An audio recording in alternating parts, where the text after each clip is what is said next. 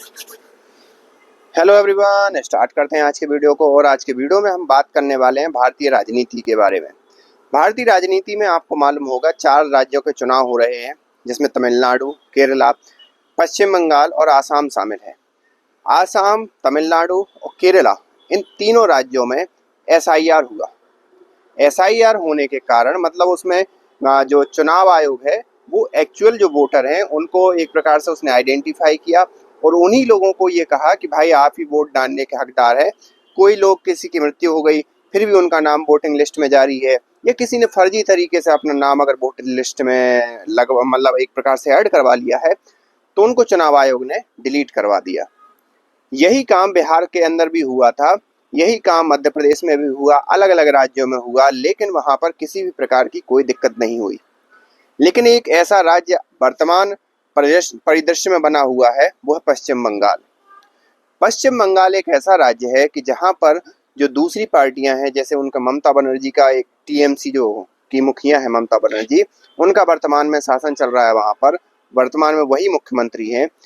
वही एक ऐसी मुख्यमंत्री हैं जो जो उनके विरोधी पार्टी हैं या विरोधी पार्टियों के नेता हैं या उनके कार्यकर्ता हैं, उनको या तो वो मरवा देती हैं या उनकी हत्या करवा देती हैं या उनका घेराव करवा देती हैं या उनको कहीं एक प्रकार से बंधक बना लेती हैं। और ये सारे जो एक गुंडा प्रवृत्ति का नेता इस प्रकार की जो हरकतें करता है, जो कि योगी जी के आने से पहले यूपी में भी ये सब हुआ करता था, उस लेवल का नहीं हुआ करता था जिस लेवल की ममता बनर्जी कर रही हैं, लेकिन कुछ मामलों में वहां पर भी यही सब हुआ करता था। और जैसे ही भारतीय जनता पार्टी की सरकार आई तो वहां पर सही हो गया। तो यही चीज पिछले चुनाव में भी ममता बनर्जी ने की। कई भारतीय जनता पार्टी के जो कार्यकर्ता हैं उनकी हत्याएं हुई वहां पर। साथ ही साथ जिन लोग वोट डालने जा रहे थे उनको वोट डालने से मना किया गया, उनको ये कहा गया कि आप टीएमसी का ही वोट डालिए। कई ऐसी चीजें हुई। लेकिन हाल ही में एक चीज ऐसी हुई है जिससे न केवल ममता बनर्जी ने एक सीमा को पार लांग दिया है, और बल्कि उनका इस चीज से ये भी दर्शाता है कि वो कितनी फ्रस्ट्रेटेड हैं।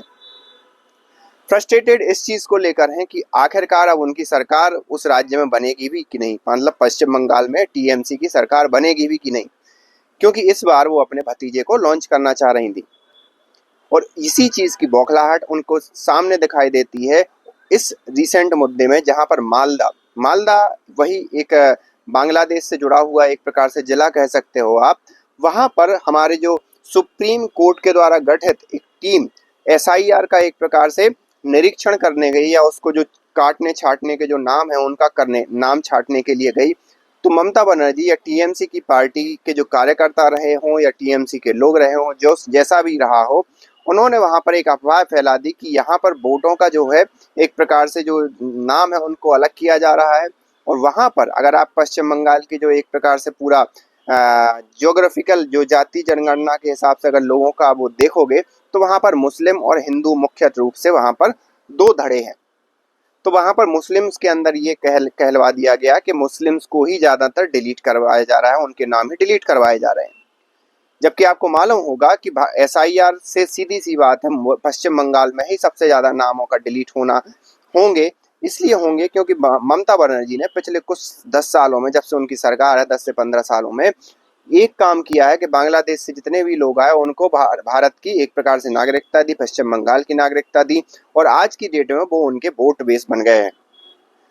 लेकिन यहाँ तक नहीं, मेन कहानी ये थी कि मालदा के अंदर जैसे ये टीम पहुंची तो वहां पर कई हजारों लोगों ने एक प्रकार से उस टीम को बंधक बना लिया, उनको एक जगह बैठा के रखा लगभग 9 घंटे तक। जब वहां की स्टेट पुलिस से बात की गई तो स्टेट की पुलिस, मतलब टीएमसी का जिसका शासन है वहां पर पश्चिम बंगाल के अंदर, उस स्टेट पुलिस ने किसी भी प्रकार की कोई कार्रवाई नहीं की। और इसके जवाब में फिर सुप्रीम कोर्ट ने बहुत ही लताड़ लगाई एक प्रकार से राज्य सरकार को कि ये आपका मुद्दा है। आप अगर कोई सेंट्रल से कोई टीम जाती है जो कि सरकारी टीम है और पब्लिक सर्वेंट है, उनको सुरक्षा देना, उनकी प्रॉपर जो कार्य वो कर रहे हैं वहां पर उसमें सहायता करना, ये आपका धर्म है, ना कि आप एक पूरे के पूरे टीम को, एक सरकारी टीम को एक भीड़ के हवाले कर दो और उसके बाद उस चीज की जिम्मेदारी लेने से बचो। तो ये चीज अभी वर्तमान में हुई है। अगर हम देखा जाए तो ये लॉ एंड ऑर्डर के लिए भी सीधी सी बात है क्रिटिसाइज किया कि एक ऐसा राज्य जहां पर लॉ एंड ऑर्डर पूरी तरह से नष्ट भ्रष्ट हो चुका है। ये तो बात चलो ठीक है कि एक ममता बनर्जी का एक बौखलापन वो पिछले चुनावों में भी दिखाई दिया, अभी भी चुनाव में दिखाई दे रहा है। लेकिन ममता बनर्जी का ये बौखलाहट इसलिए भी ज़्यादा बढ़ जाती है क्योंकि जो असदुद्दीन ओवैसी हैं वो भी वहाँ पर चुनाव लड़ने जा रहे हैं और ममता बनर्जी का कहना है कि वोट, कहना क्या है, उनका समझना ये है कि जो मुस्लिम कोर वोट उनको वोट देता था, सीधी सी बात है जब वो वोट बटेगा और हिंदू वोट जब इकट्ठा होकर सिर्फ भारतीय जनता पार्टी को वोट देगा तो ममता बनर्जी की तो सीधी सी बात है नुकसान होने ही वाला है।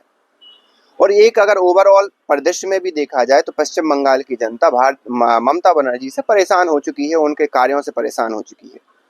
पश्चिम बंगाल की हालत किसी से छुपे हुए नहीं है। वहीं अगर दूसरे राज्यों को देखा जाए तो वो एक प्रकार से तरक्की की राह और एक प्रकार से जो विकास की राह पर चल पड़े हैं कंपैरेटिवली अगर पश्चिम बंगाल से देखा जाए तो वो कहते हैं ना कि लास्ट लास्ट में जब दिया बुझता है तो वो ज़्यादा फड़फड़ाता है और यही हालत ममता बनर्जी की भी अभी हो रही है। क्योंकि जब आप किसी सेंट्रल गवर्नमेंट से आई टीम को सुरक्षा ना दे पाओ तो इससे ज़्यादा और कोई क्या कह सकता है। वो बात अलग है कि 3 मई को इस चीज़ का निर्णय हो जाएगा कि वहाँ पर किसकी सरकार बनने वाली है, भारतीय जनता पार्टी की या फिर से टीएमसी की सरकार बनेगी या किसी प्रकार की त्रिशंकु सरकार बनेगी। जो भी है वहाँ पर निर्णय आ जाएगा 3 मई को। लेकिन इस प्रकार से लॉ एंड ऑर्डर को खराब करना और एक प्रकार से भीड़ तंत्र का राज करवा देना पश्चिम बंगाल में, मैं अपने लेवल पर किसी प्रकार से सही नहीं मानता हूँ। आप इस बारे में क्या सोचते हैं, आप हमें कमेंट करके बताइए। मिलते हैं नेक्स्ट वीडियो में, तब तक के लिए थैंक यू।